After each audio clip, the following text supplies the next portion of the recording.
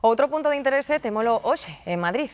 O Goberno recúa e fai unha nova proposta na suba das cotas dos autónomos. Atendan, porque habería dous tramos. Os que cobren menos de 1.700 euros ao mes pagarán o ano que ven a mesma cota que este ano. Terán a conxelada. O resto terá unha suba de entre o 1 e o 2,5% na cota que paga. O Goberno presentou este luns a súa nova proposta aos axentes sociais. Lo apoyamos, pero no es suficiente. A Asociación de Autónomos apoia esta nova táboa de cotas pro ano que ven, pero non lle dará o visto e prace mentres non consiga outras prestacións pro colectivo. Apelo a la responsabilidad de los representantes de los colectivos autónomos y también de los grupos políticos.